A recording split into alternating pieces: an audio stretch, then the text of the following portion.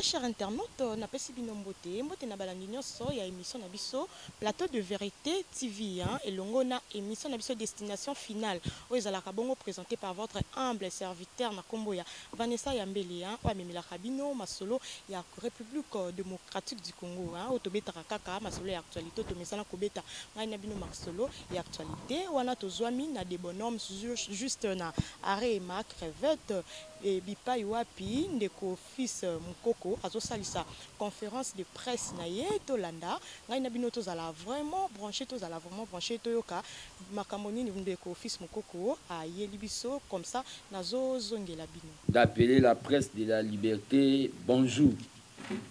Donc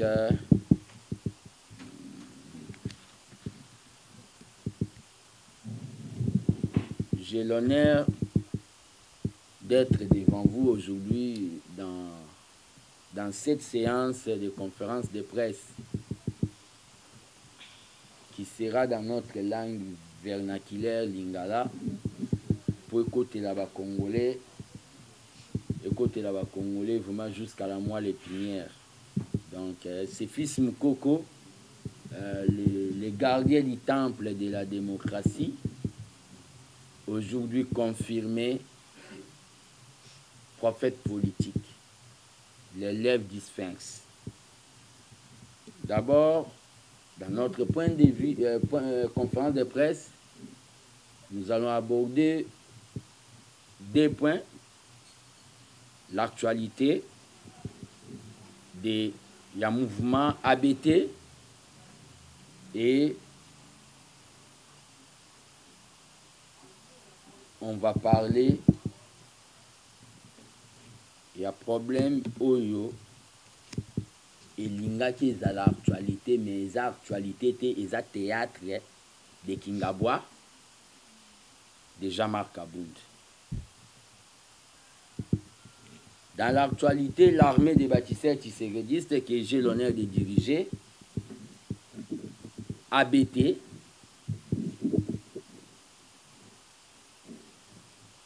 et salaki activité, il y a remise, il y a bas diplôme, remise à bas diplôme, remise, il y a bas diplôme de compétences. Remise, il y a un diplôme de compétences d'exercice d'État.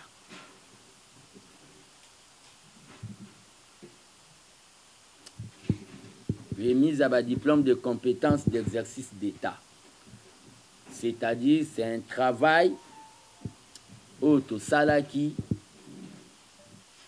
et pas il y a une population où biso tozo benga bazanga bandekoya.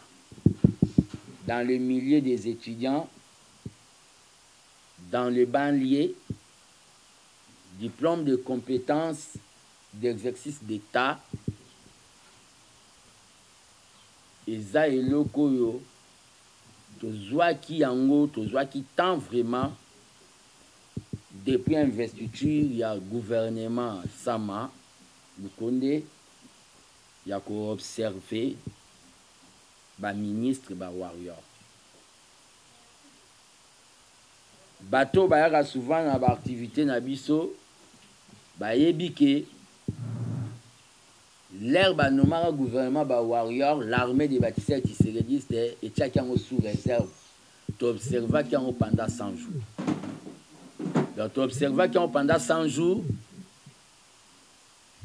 et après 100 jours tu y a qui après 100 jours, tu as qui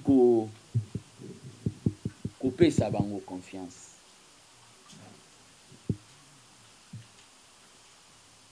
Na ministre ya sport,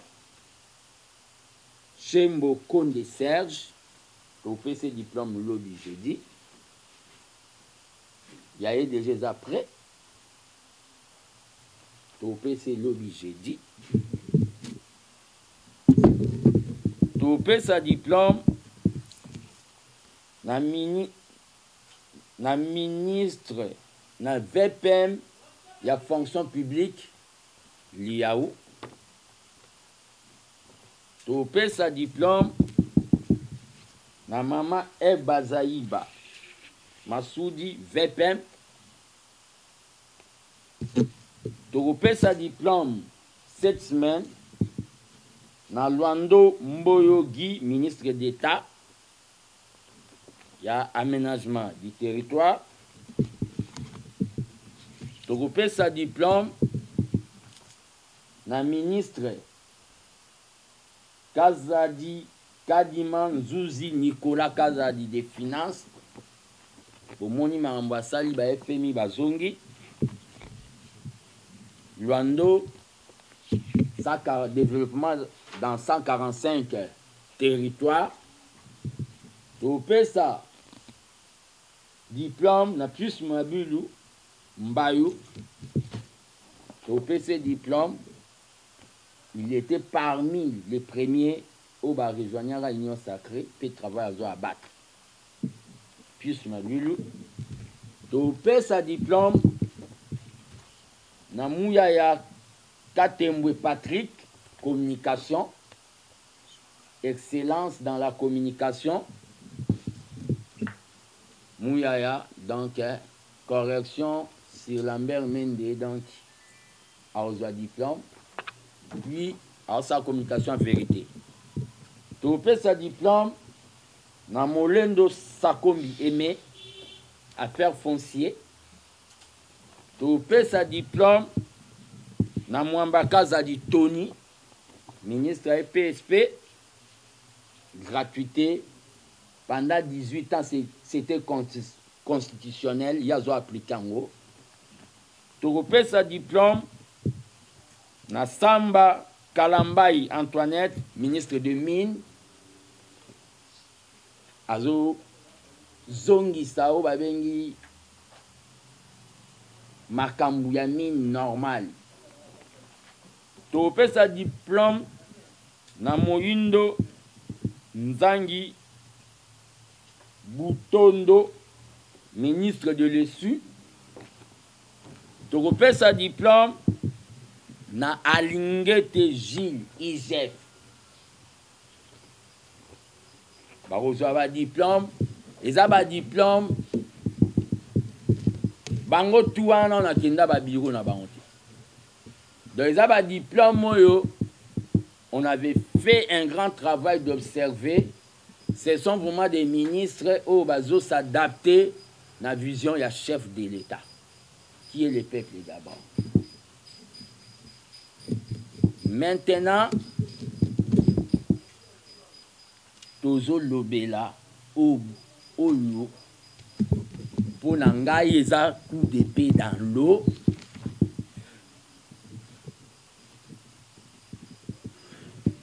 Affaire Jean-Marc Kaboul.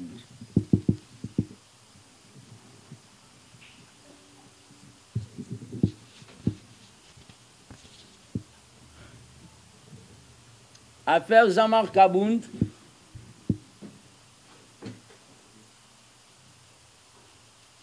ba image ezo circuler que fils Mukoko al obo mona fils Mukoko na polo ya pembe na jaune, eza ba image oyo et sali au moins une année passée. Na prophétisera déjà sur Jean-Marc Kabound. Une année passée, j'avais parlé dans ma Kambouana, mais les gens croyaient que c'était des troubles. Ils respectaient la hiérarchie. Une année passée, dans mon atango bizarre, dans moi temps où il y a un pouvoir, Mouta Kokotonganda kwa bongo pe avec main d'œuvre ya ba chinois. Une année passée, azalaki na jalousie à Lucifer, l'ange de la lumière. Une année passée, j'avais prophétisé. aujourd'hui c'est devenu une réalité.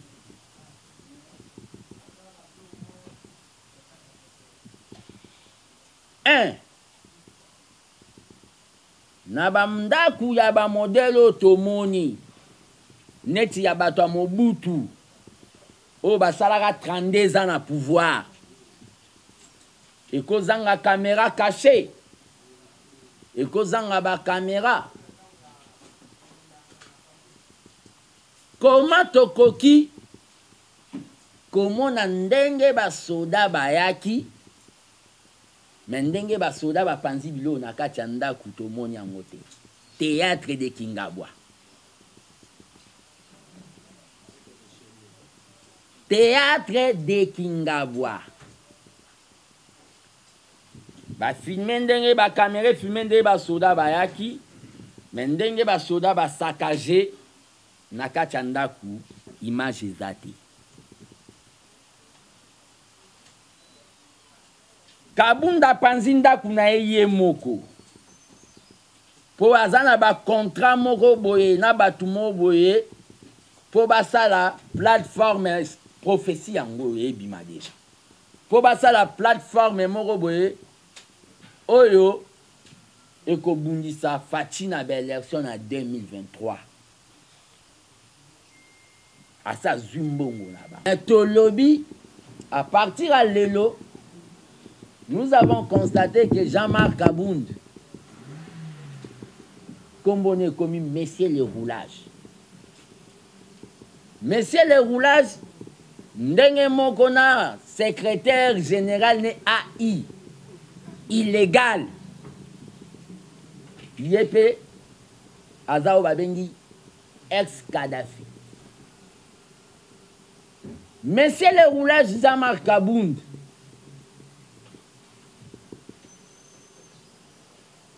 il y a une année passée, na dénoncé comment blasphémer histoire à UDPS.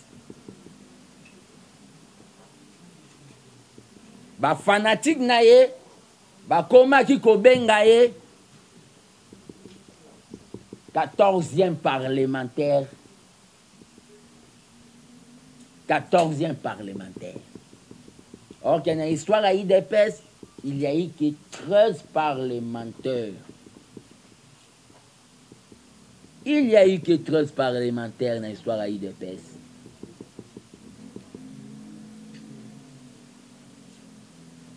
Jean-Marc Kabound, il a clochardisé les combattants à UDPS. C'est-à-dire, situation sociale, il y a des combattants IDPS et ça, au Babengi, pendant les pouvoirs égal avant les pouvoirs. Pauvreté à cause de Jean-Marc Kabound. Jean-Marc Kabound.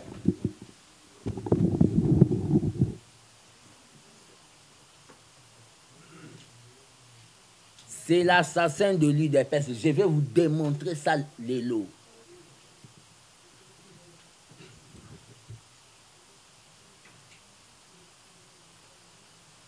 Mauvaise gestion des ambitions.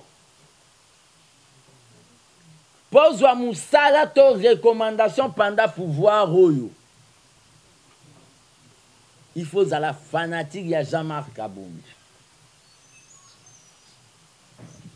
Ce que ça combattant, l'esprit libre aux pouvoir. Ba secrétaire nationaux, ba représentant UDPS extérieur. Oyo balinga ba respecter logique. Jean-Marc Kabound a condamné bango na piaka. A sabota ba représentant UDPS à diaspora. O babanda ko tingela biso. Ba mbongo poto sala lutte. O babanda ko latisa. Les Sphinx. Tshisekedi Etienne. Jean-Marc Kabound a mona bango ne ba papier hygiénique na ye. Jean-Marc Kabound, na résistance nga gardien du temple na Salelae. Il a appelé des militaires, bataka résidence ya Sphinx, Lupango à Mama Marthe. Jean-Marc Aboun n'a pas du respect vis-à-vis de la famille présidentielle. Mais c'est le roulage de Jean-Marc Aboun est en train de rêver. IDPS c'est le Kotaranase Tomboli Likolo. Ndenge moso bakitisi okosila. Où est Mavungu? Que son âme repose un peu, mais où est Mavungu? On a eu des personnes qui ont ba charge. Là, tu quittes ça qui est tout domina qui est. À l'IDPS, tout le monde est remplaçable. Moutou tout na IDPS à koleka. Vatia koleka. Ngana koleka. Base kotikala. Ce qui restera éternel à l'IDPS, c'est la base. C'est les combattants, c'est les parlementaires debout. C'est les forces du progrès. Bano basala sacrifice pour na combat.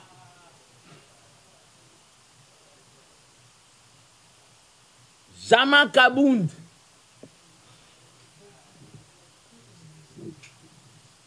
sera bel et bien réencadré aujourd'hui. Ata bozama pasa. Sobola libolo tandoto morote. Ata bozama pasa. Sobola libolo tandoto morote. Éteignez vos téléphones là, ça me dérange.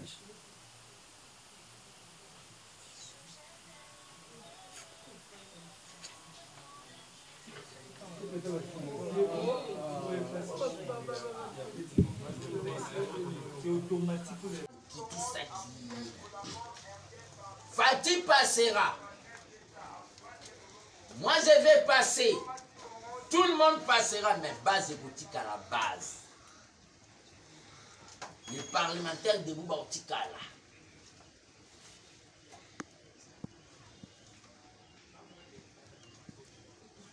Jean-Marc Aboun. Yena Kolit Nae Kabouya. Ce sont des assassins. Il y a eu des baisses.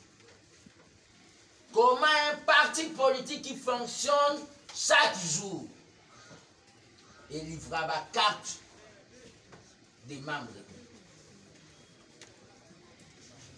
Comment un parti politique, Batou, ils ont fait l'escroquerie à ciel ouvert. Batou Batika n'a pas réussi. Bazwa bakati. Azwa mbongo nyonso akenda nango kosa campagne na ye pa bima député. Jean-Marc Aboun m'a interdit et tant d'autres combattants pendant 3 ans, personnellement pendant 3 ans. Nakota a un siège à participer. Jean-Marc Aboun, il a tenté, mais c'était Mesir Morobo et Simbati. Étouffement nanga en montant contre moi quelques communicateurs faibles pour avoir ma image qui a gardé du temps. Jean-Marc Aboun,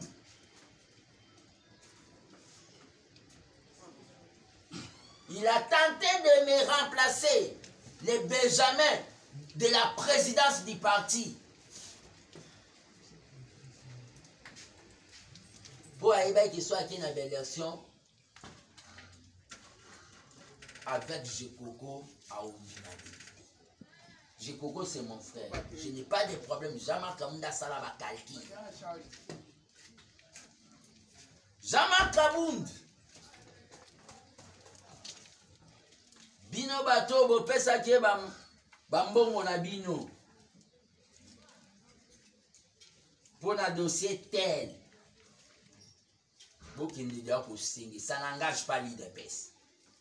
Bino bato bokenda na bureau privé. Boki est déjà conseillé. na bato capitaine à la moko baza mibale te. L'église catholique est pas baza moko. Jean-Marc Kabound voulait amener la République comme si il y avait des vice-présidents net na Tanzanie. Il s'est considéré vice-président. Ndoto il a côté. Jean-Marc Kabound s'est considéré vice-président net na Zimbabwe. Or qu'en République du Congo, il n'y a pas de vice-président. Jean-Marc Kabound ba acte ya salaki. Abanda kosala ngo depuis kala. Abanda kosala ngo depuis kala. Atobola bapine. Atobola bapine.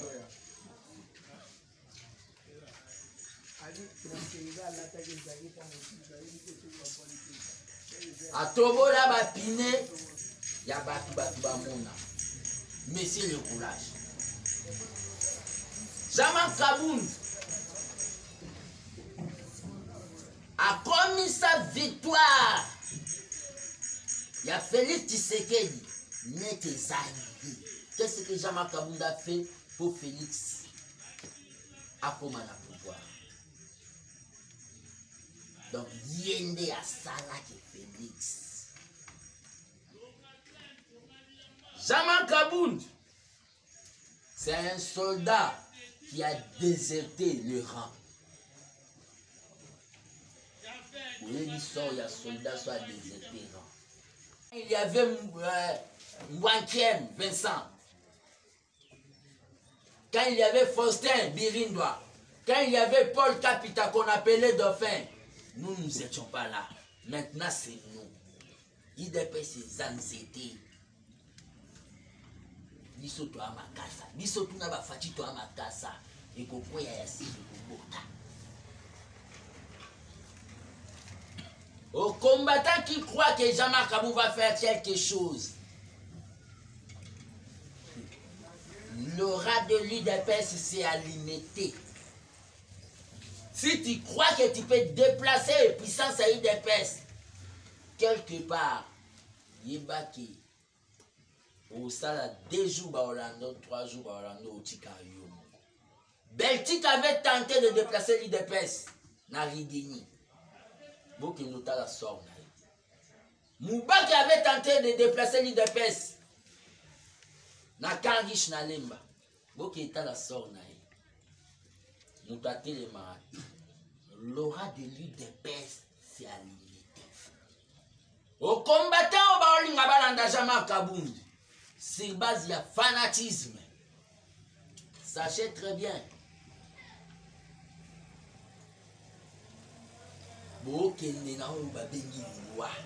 Politiquement. Vous savez le sort de combattant Balandara Chibala.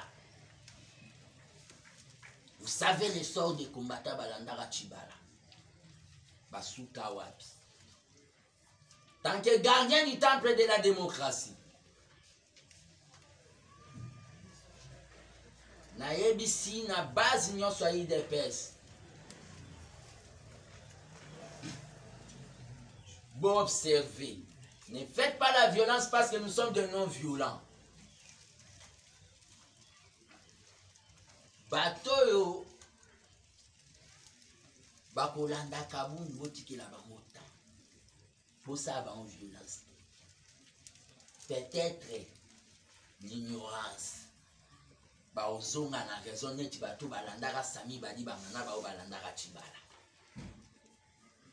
Si les gens ont eu à respecter Kabound, c'est parce qu'il était avec nous. Celui qui n'est pas avec nous est contre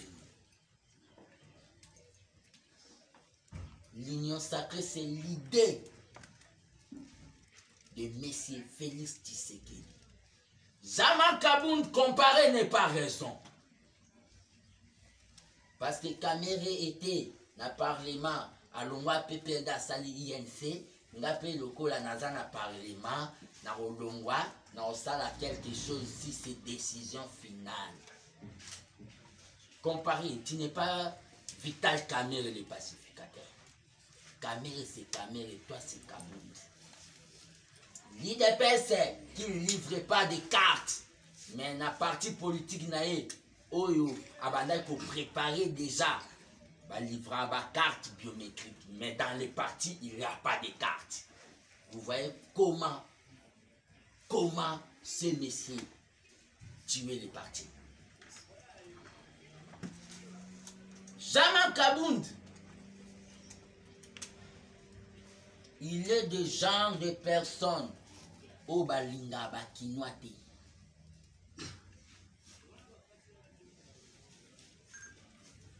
À tout moment, bino bakinoa bomi monaka, bino bakinoa alinga bakinoate. C'était un complexé. C'est un complexé.